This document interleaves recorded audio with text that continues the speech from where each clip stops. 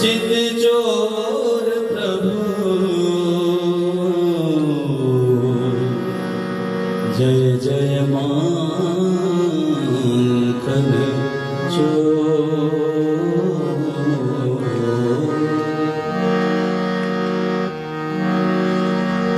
जब भगवान कृष्ण अपनी मीठी सी बांसुरी को बजाते हैं तो सभी गोपियां बेचैन होकर के भगवान कृष्ण के पास आ जाया करते हैं। जैसे ही उनकी मुरली को सुनती तो अपने सारे जो भी गृह कार्य थे सबको छोड़ करके भगवान कृष्ण की बांसुरी सुनने के लिए गोपियां आ जाया करती थी।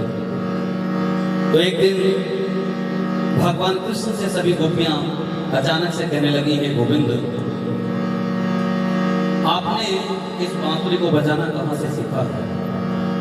जैसे ही आप बांसुरी को बजाते हो तो हम सब लोग बड़े बेचैन हो जाते हैं आपकी बांसुरी को सुनने के लिए।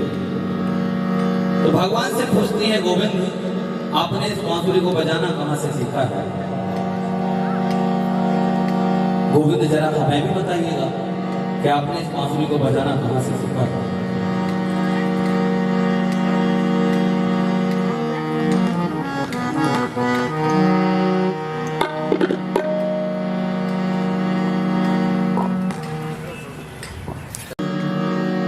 बता दो श्याम ये मुरली बजाना कहाँ से सीखा है? बता दो श्याम ये मुरली बजाना कहाँ से सीखा है? बता दो श्याम ये मुरली बजाना कहाँ से सीखा है? बता दो श्याम ये मुरली बजाना कहाँ से सीखा है?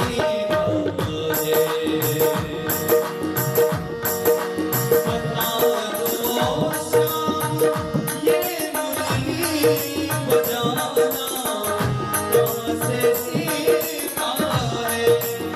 बता दो श्याम ये मुरली बजाना कहाँ से सीखा है? हमारे मन को मन मोहन, हमारे मन को मन मोहन लुभाना कहाँ से सीखा है? हमारे मन को मन मोहन लुभाना कहाँ से सीखा है?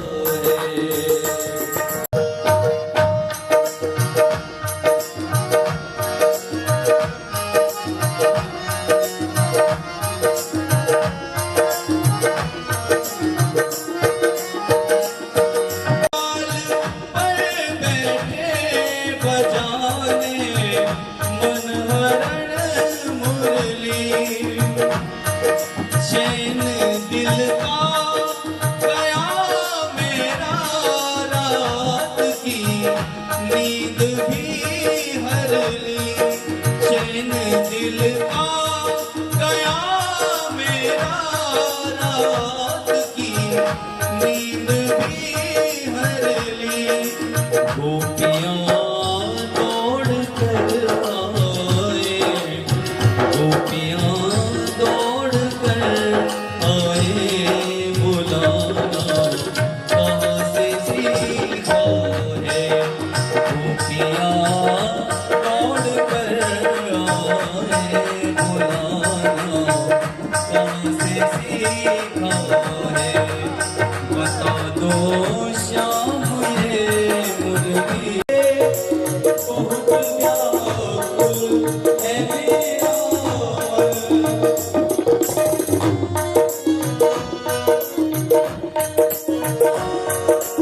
सुनी है बांसुरी जब से बहुत व्याकुल है मेरा मन।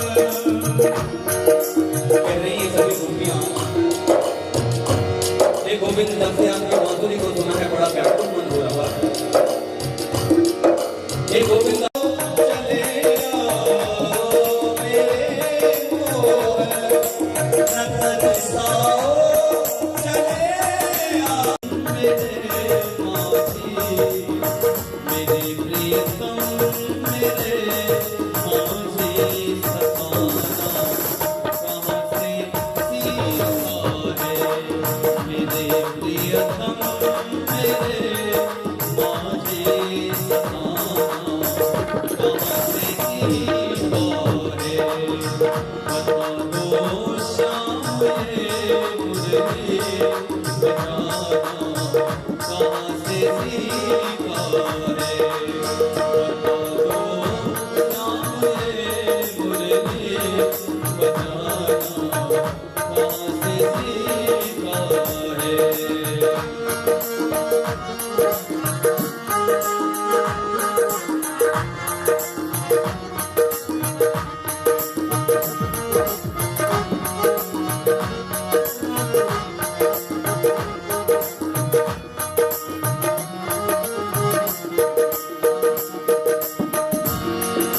कदम की डाल पर बैठे बजाने मन हरण मुरली ओ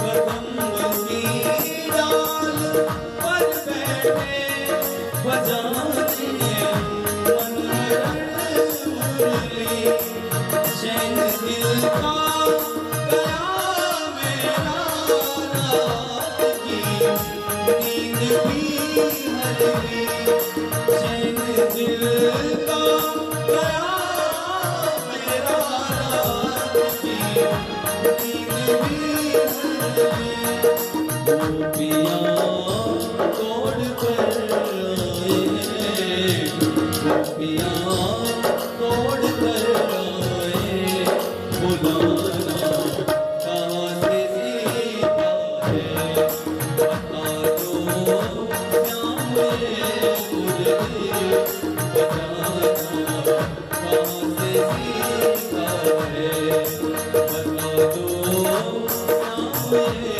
मुरली बजाना कहाँ से सीखा है बजाना कहाँ से सीखा है बजाना कहाँ से सीखा है।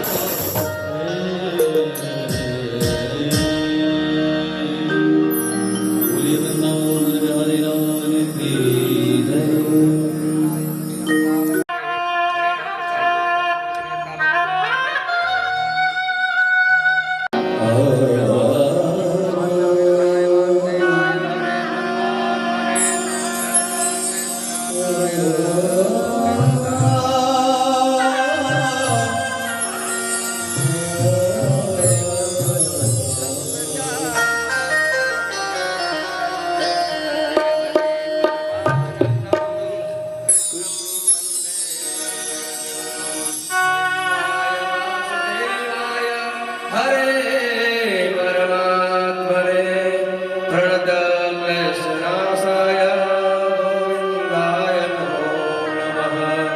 नारायणं नमस्कृत्यं नरं चैव नरोत्तमं देवीं सरस्वतीं व्यासं ततो जयमुदीरये ततो जयमुदीरये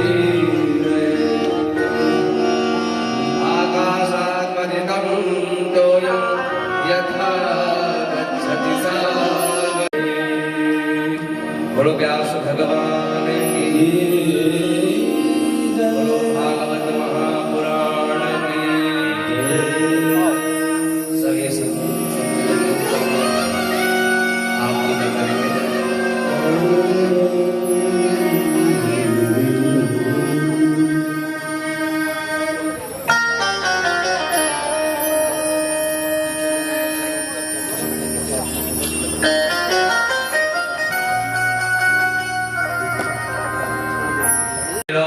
सन्न्यभयसनियग्निः प्रजां बहुलां मे करत्वन्नं पयोरेतोऽस्मासु धत्ता आरती अति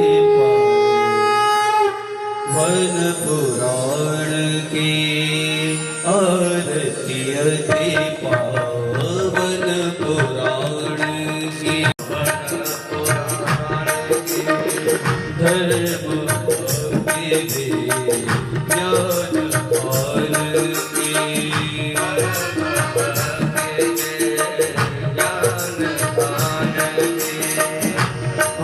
आरती पावन पुराण की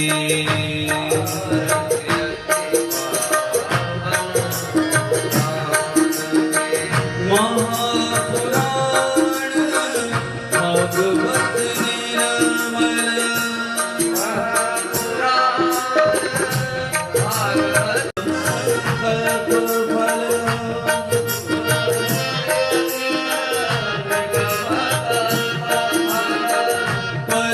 परमानंद सुधारसमय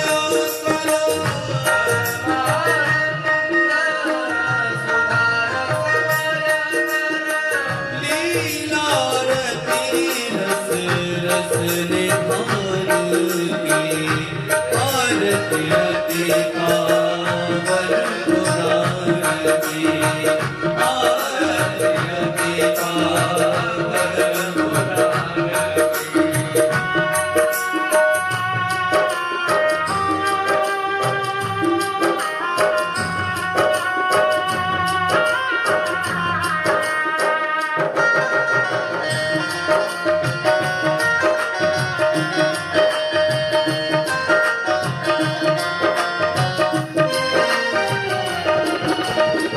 कलिमल वतन प्रताप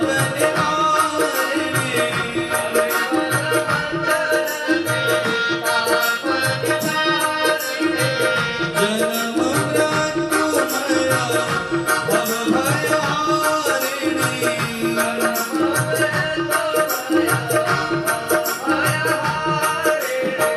सेवक सतत सकल सुखकारिणी सेवक सतत सकल सुखकारिणी तुम सदी हरि चरित गान के आरती अति पावन पुराण की आरती अति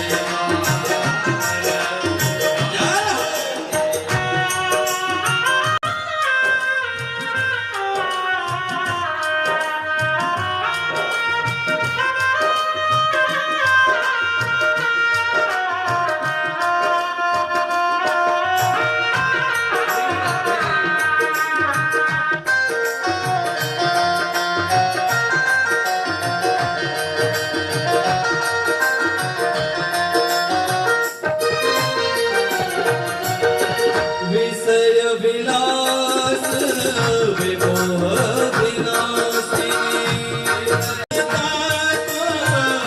रहस्य प्रकाशिनी भगवत रहस्य प्रकाशिनी परम ज्योति परमात्मा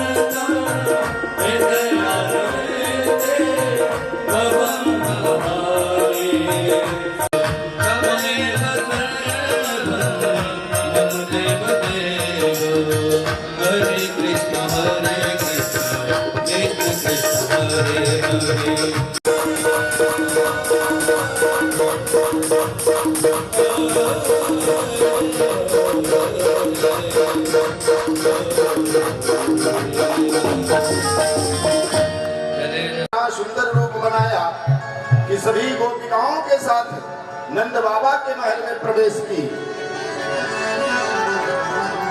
नंदः पतितवस् वचः सनैर्न विषेति विचिन्तयान हरिम जगाम शरणमुत्पात गाम शंकितः। सबसे पहले नंद बाबा के यहाँ पहुंचे सभी गोपों के साथ, जो पथिक जो जा रहे थे गोपियां वो उनके साथ में लग के और नंद बाबा के यहाँ पहुंच गई। सभी गोपियों ने देखा कि बड़ी सुंदर, मानो ऐसी लग रही हो जैसे इंद्र से आई हो, नंद बाबा के यहाँ इंद्र के यहाँ से आई हो, कोई अप्सरा इत्यादि होगी। कोई पहचान नहीं रहा है, फिर भी एकदम निर्भीक नंद बाबा के महल में प्रवेश कर गई।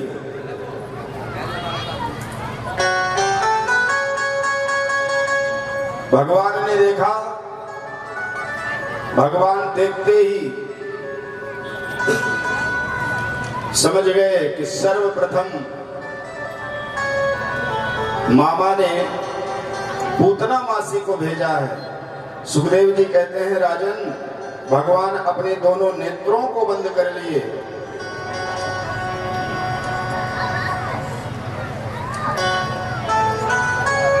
भगवान लीला करना प्रारंभ किए और अपने वजन को ऐसा बढ़ाए कि नंदरानी ने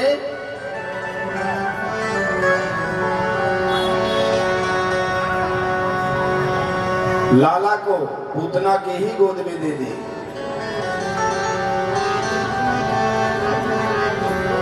पूतना ने सोचा, भगवान रो रहे थे, उसको चुप कराने के बहाने पूतना ने अपना स्तनपान करा दिया।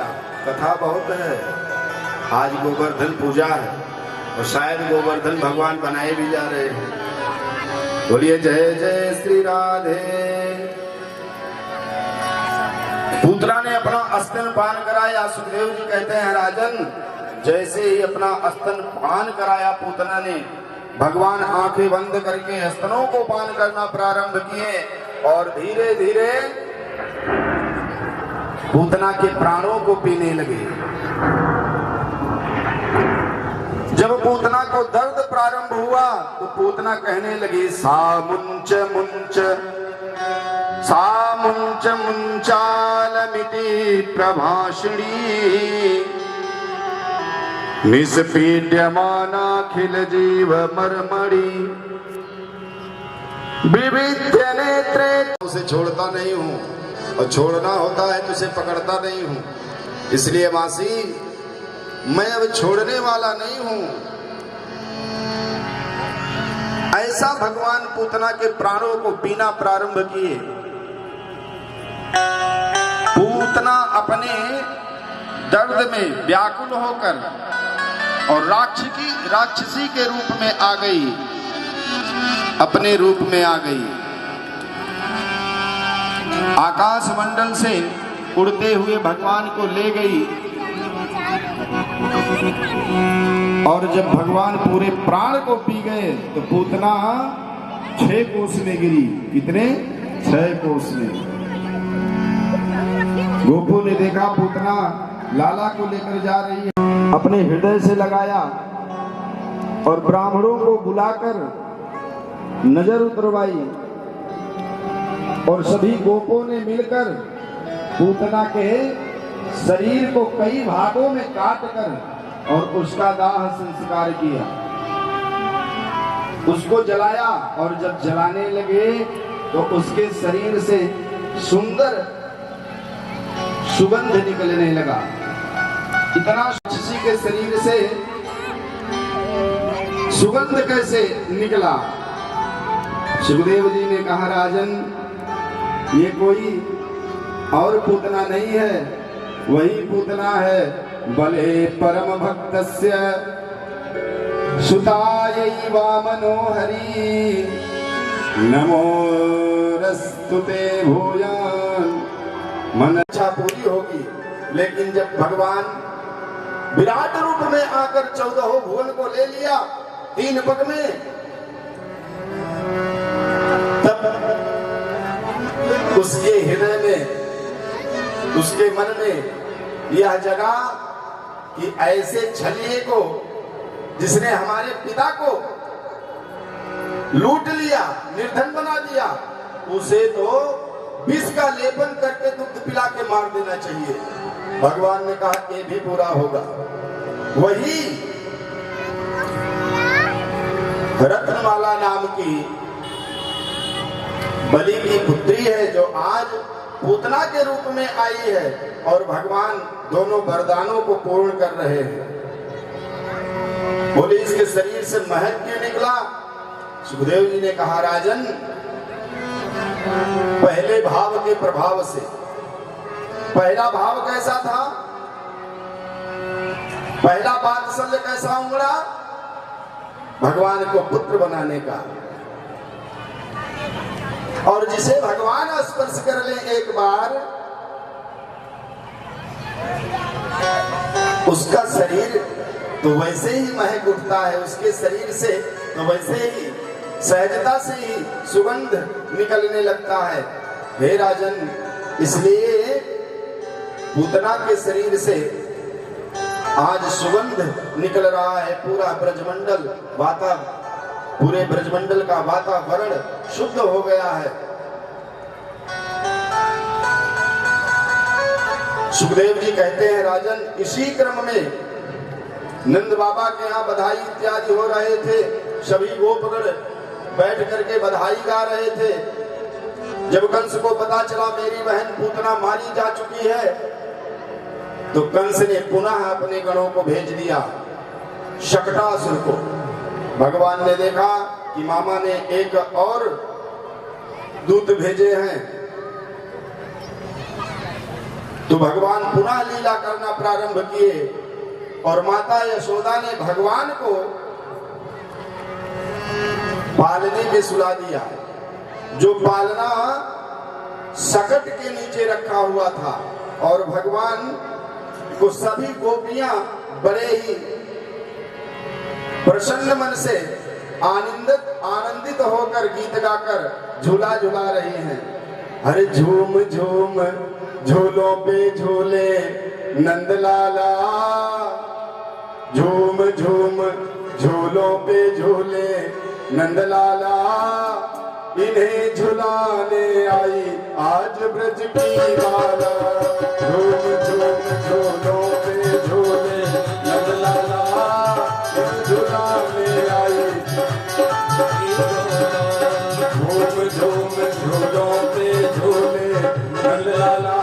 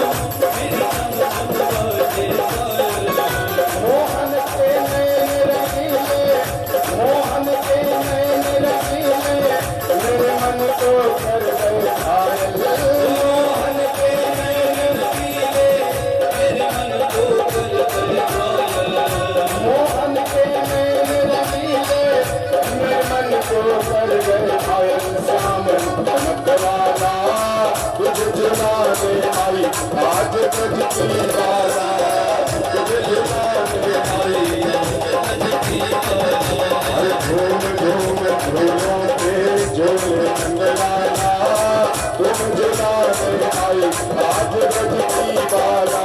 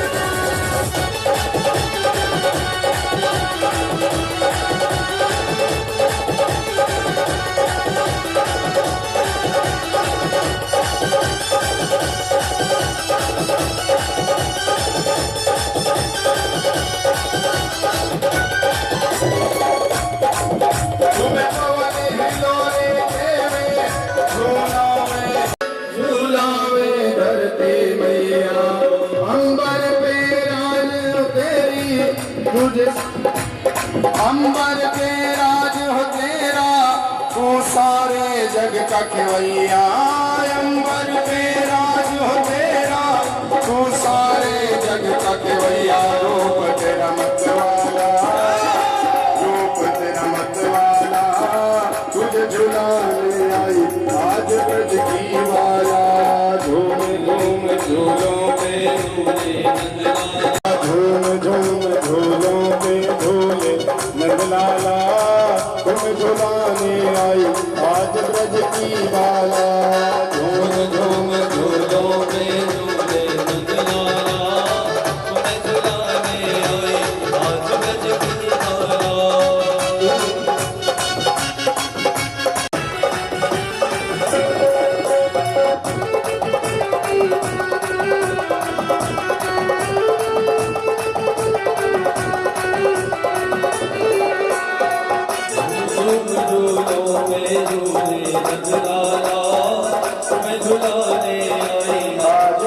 की बाला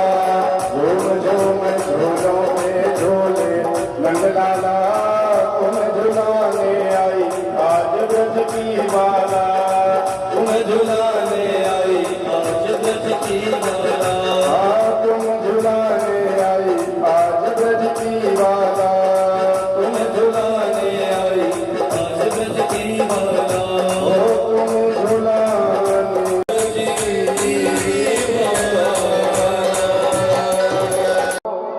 बड़े ही प्रसन्नता से झूला झूला रही है। भगवान ने देखा सकट के रूप में हमारे मामा आ गए हैं। सुखदेव जी कहते हैं राजा परीक्षित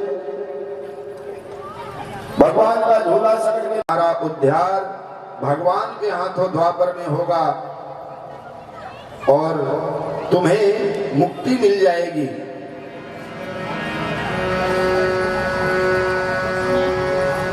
जैसे ही कंस को पता चला कि सकटासुर भी मारा गया तो उसने त्रिडावर्त नाम के दैत्य को भेज दिया। वो भवंडल बना के आया और भगवान को अपने अंदर भवंडल में ले लिया और आकाश में उड़ने लगा। भगवान ने देखा कि मामा एक और दूत भेज दिए हैं, चलो आज। सुखदेव जी कहते हैं राजन भगवान ने कहा चलो आज पहले आकाश मंडल से पूरे ब्रजमंडल की निरीक्षण करते हैं कि इस ब्रजमंडल में कितनी गलियां हैं और कहां कहां किसका घर है। तो भगवान पहले आकाश मंडल से पूरे ब्रज का निरीक्षण किए, पूरे ब्रज को देखे और जब उनका कार्य सिद्ध हो गया तब भगवान ने कहा अब इसको भी निपटाना जरूरी है। भगवान ने अपने वजन को बढ़ाया जो बड़े ही सहजता से आकाश मंडल में ले जा रहा था। धीरे धीरे उसे लगा कि मैं क्या उठा लाया हूं नंद के आंगन से, इतना भारी, ये कोई साधारण बच्चा नहीं है, मैं तो जैसे मुझे लगता है कोई पत्थर वगैरह उठा लाया। भगवान ने कहा देखो सारे ऋषि मुनि हम में पत्थर में हमें देखते हैं और ये हम में ही पत्थर को देख रहा है। सुखदेव जी कहते हैं राजन, भगवान त्रिडावर्त को एक ब्रजमंडल में पड़े चट्टान के ऊपर ला करके पटका और वहीं पर त्रिडावर्त का गोविंदाय नमो नमः। परीक्षित जी ने पूछा महाराज ये त्रिडावर्त कौन था?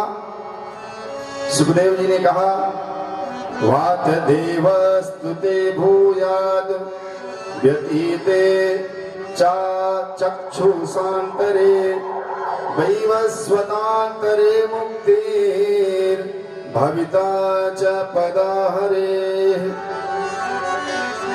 यह त्रिडावर्त पांडे देश का प्रभावशाली राजा था जो सहस्त्राक्ष का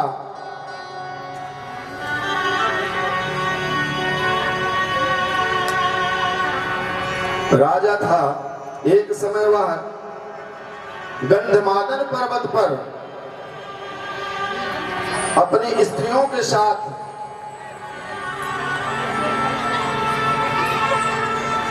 वहां पर विहार कर रहा था। वहीं पर दुर्वासा ऋषि ध्यान में बैठे थे और उनके शरीर पे मिट्टी चढ़ गई थी, वो दिख नहीं रहे थे, इसने देखा नहीं। उसके विहार करने के कारण उनका ध्यान भंग हो गया और जब दुर्वासा जी का ध्यान भंग हुआ तो उन्होंने उसे श्राप दे दिया कि जाओ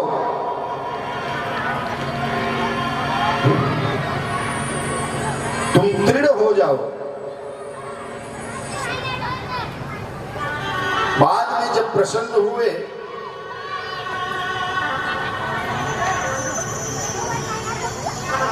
तब उन्होंने कहा कि भगवान के हाथों तुम्हारी मुक्ति होगी। हे राजन, आज वही त्रिडावर्त आया है भगवान को मारने और वह भगवान के हाथों से मुक्त हुआ है। सुखदेव जी कहते हैं राजन, इसी बीच में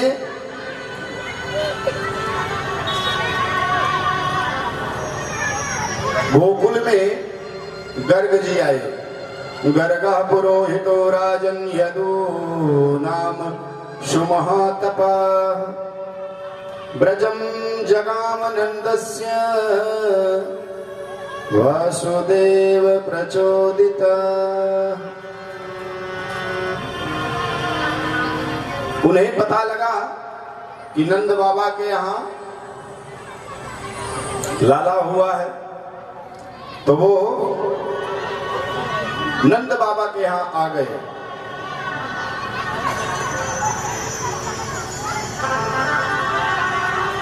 बड़े विद्वान थे गर्ग जी।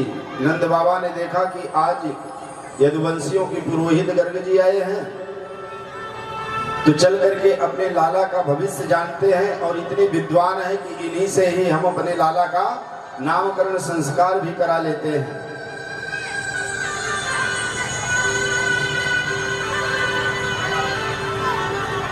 गर्ग जी के पास पहुंचे, नंद बाबा प्रणाम आशीर्वाद लिए, प्रणाम किए। गर्ग जी ने कहा, नंद बाबा मैंने सुना है आपके यहाँ पुत्र का जन्म हुआ है। नंद बाबा बड़े प्रसन्नता से बोले कि हे गुरुदेव, आपकी कृपा से, आपके आशीर्वाद से ही सब कुछ सुलभ हुआ है और हम चाहते हैं कि आपके ही द्वारा हमारे पुत्र का नामकरण संस्कार हो। बोलिए जय जय श्री राधे। आपके आपके ही द्वारा हमारे पुत्र का नामकरण संस्कार हो। गर्ग जी ने कहा, नंद जी मैं नामकरण संस्कार कराने के लिए तैयार हूं, परंतु आप जानते हो कि मैं यज्ञ कुलों का पुरोहित हूं, और आप ये भी जानते हो कि देवकी का 8वां गर्भ नष्ट हो गया है, एक कन्या ने जन्म लिया है। ऐसा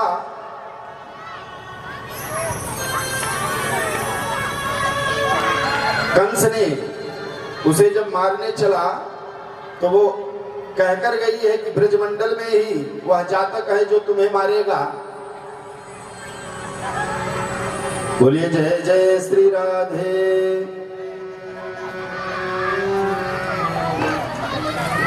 और आप जानते हो कि वो पूरे ब्रजमंडल के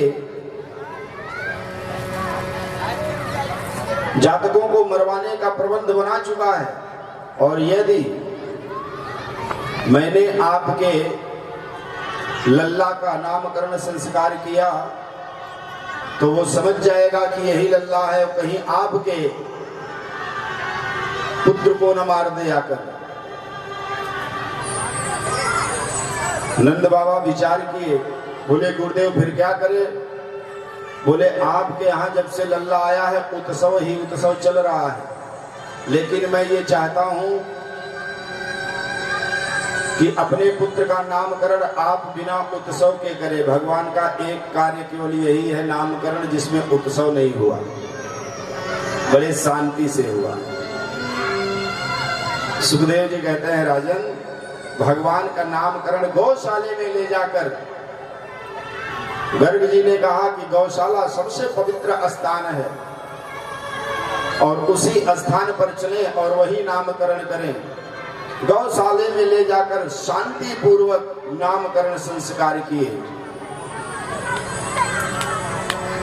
रुक्मिणी जी अपने पुत्र को ले आई और यशोदा जी अपने पुत्र को ले आई, आपस में बदल ली।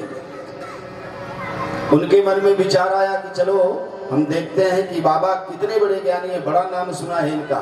ऐसा होता है, बहुत सारे लोग परीक्षा लेना चाहते हैं, बड़ा नाम सुना है इनका, देखते हैं कितना ज्ञान है इनमें, तो आपस में अदला बदली कर ली।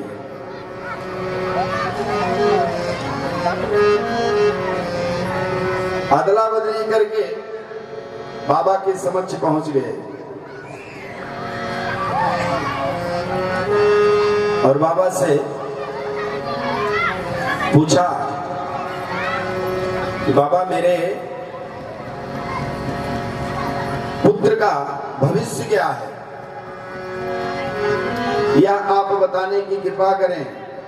जैसे ही इतना पूछा, सुखदेव जी कहते हैं ध्यान लगा कर देखे गर्ग जी, तो उन्होंने पूरे मर्म को जान लिया, और जैसे ही पूरे मर्म को जान लिया और मुंह खोल कर बोलने चले, भगवान ने इशारा किया, महाराज बस मैं जानता हूं आप कितने ज्ञानी हो, और सब अगर बक दिया आपने तो जो करने आया हूं वो कर नहीं पाऊंगा। कल से ही धूप बत्ती अगरबत्ती शुरू हो जाएगा, ठाकुर जी बना के हमारी माँ हमको पूजने लगेगी, इसलिए महाराज कृपा करो बताना मत। गर्ग जी इशारे को समझ गए, एक टक लगने लगे, भगवान आप स्वयं अवतार लिए हैं पृथ्वी पर, आज मेरा भी जीवन धन्य हो गया जो आपका दर्शन में पाया।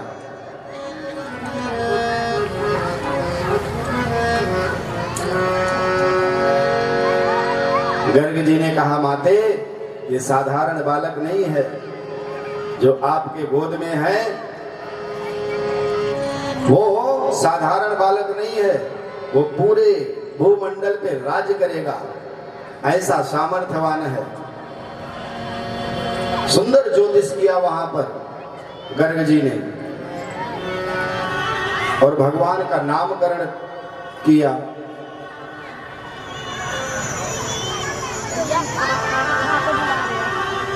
सुखदेव जी कहते हैं, राजा ऋषि परीक्षित बड़े ही शांति पूर्वक नामकरण संस्कार हुआ। और जब नामकरण संस्कार हो गया तो भगवान उस समय घुटने के बल चल रहे थे। घुटने के बल भगवान चल रहे थे।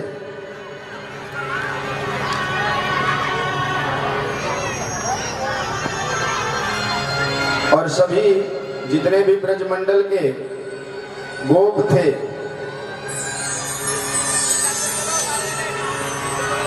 और दाऊ भैया थे, वो सब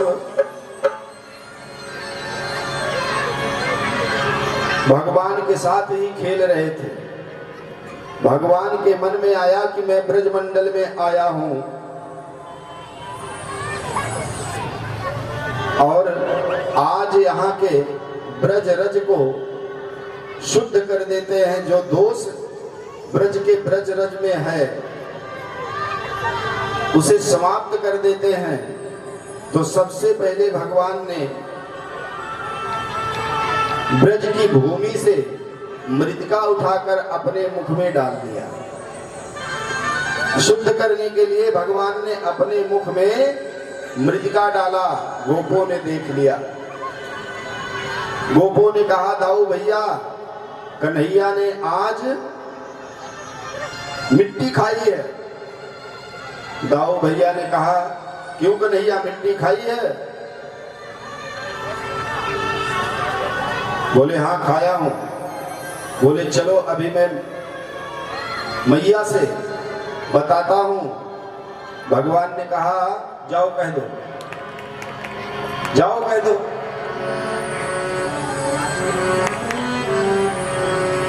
दाऊ भैया बोले,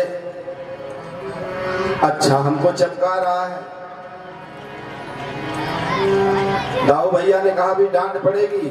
बोले, अगर डांट पड़ा तो ये जान लेना कि मैं कह दूंगा कि दाऊ भैया ने तो गोबर खाया है, मैं तो केवल मिट्टी खाया हूं, वो गोबर खाया। माता यशोदा से दाऊ भैया जाकर बोल दिए। माँ यशोदा आई, बोली, क्यों कन्हैया तेरे मिट्टी खाई? भगवान ने कहा, नाहं भक्षितवानम्ब सर्वे मिथ्याभिशंसिनः। नहीं माते, नाहं भक्षति वालंब, मैंने मिट्टी नहीं खाई। ये सब झूठ बोल रहे हैं। ये सब आज प्लान बनाए हैं कि मैं आज मैया से डांट पड़वाऊंगा। सारे गोप कह रहे, नहीं मैया आई, कन्हैया ने मिट्टी खाई है। भगवान कह रहे हैं, यदि सत्य गिरस्तरहि समक्षम पश्यमे मुखम। बोलिए जय जय श्री राधे। लाला मुंह खोल के दिखा, तेरे मुख में मिट्टी लगी है कि नहीं? भगवान ने मुख खोल दिया। सुखदेव जी कहते हैं, राजन, जैसे ही भगवान ने मुख खोला और माता यशोदा ने मुख में देखा, मुख में देखते ही भगवान के माता यशोदा जी आश्चर्यचकित हो गई। ये क्या मैं देख रही हूं? मेरे लाला के मुख में पूरा ब्रह्मांड समाया है। भगवान के मुख में तारे, सूर्य, चंद्रमा, पूरा ब्रह्मांड दिखने लगा। आकाश, यमुना जी भी दिखने लगी, समुद्र भी दिखने लगा, और यहाँ तक कि पूरा ब्रजमंडल, और ब्रजमंडल में बैठी यशोदा मैया खुद स्वयं देख रही है। आश्चर्यचकित हो गई कि मैं क्या देख रही हूँ, कैसा पर्दा मेरे सामने आ गया। मैया को बड़ी घबराहट हो रही है। भगवान ने कहा, अब तो मैया सब जान गई है। तुरंत अपने माया को बढ़ाए और उस माया से सब कुछ गायब कर दिए। बोले, माँ मेरे मुख में कुछ दिखा? यशोदा मैया ने कहा, लाला तेरे मुख में तो कुछ नहीं दिखा। ये सब झूठ बोल रहे हैं, ये सब झूठ बोल रहे हैं, तू सत्य बोल रहा है। कन्हैया ने कहा, क्यों दाऊ भैया, अब मैं बता दूं तुमने क्या खाया? दाऊ भैया बोले, लाला तेरी लीला तू ही समझे। हाथ जोड़ लिए। सुखदेव जी कहते हैं राजन, भगवान की लीलाओं का साक्षात दर्शन करो। आज जो लीला भगवान रचा रहे हैं, सभी ब्रजमंडल वालों के समक्ष उसका दर्शन करो। सुखदेव जी कहते हैं राजन, इसी क्रम में भगवान धीरे धीरे जब बड़े हुए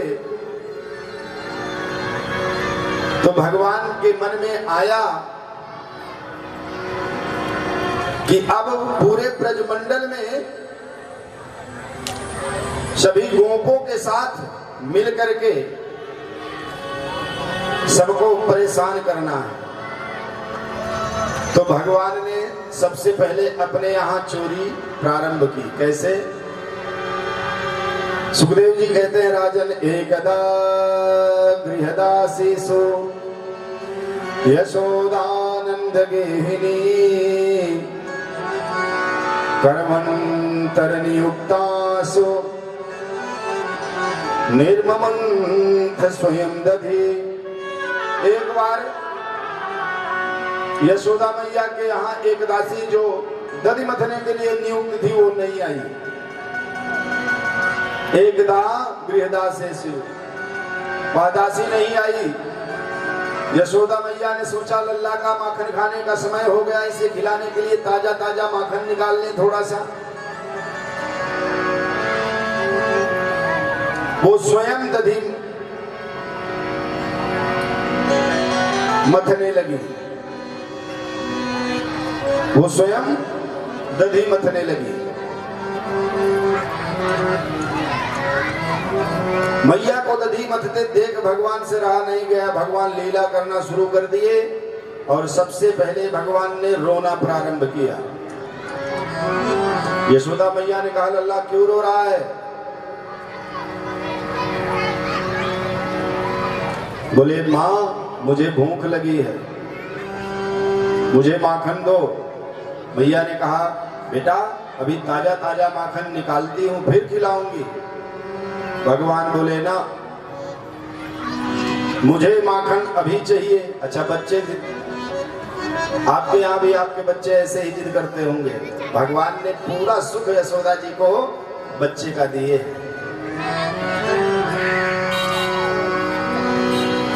यशोदा मैया दधि मथने में लगी है, भगवान रोते जा रहे हैं। तब तक भगवान ने थोड़ा सा दूध को ऊपर बहने के लिए इशारा किया, हाँ तुम भी शुरू हो जाओ। और दूध जैसे ही बहा, यशोदा मैया ने देखा दूध बहने वाला है। दूध को, लकड़ी को बुझाने चली गई, आग को कम करने चली गई। भगवान ने कहा, अच्छा तुम्हें दूध प्यारा। जैसे ही माता यशोदा ने भगवान को नीचे रख के दूध को उबलने से बचाने के लिए गई, भगवान को क्रोध आ गया और भगवान धीरे से एक डंडा लेकर सभी मटकियों को फोड़ना चालू कर दिए। इस दृश्य को देखकर माता यशोदा को बड़ा क्रोध आया और भगवान को माता यशोदा ने ऊखल में बांध दिया। सुखदेव जी कहते हैं, राजा ऋषि परीक्षित देखो इस दृश्य को कि आज भगवान बंध रहे हैं जिसे संसार में किसी ने आज तक बांध नहीं पाया, और आज यशोदा मैया के हाथों के द्वारा भगवान बंध रहे हैं। भगत के बस में है भगवान, आज अपने भक्त के बस में होकर भगवान बंध रहे हैं। क्या करूँ लाइक,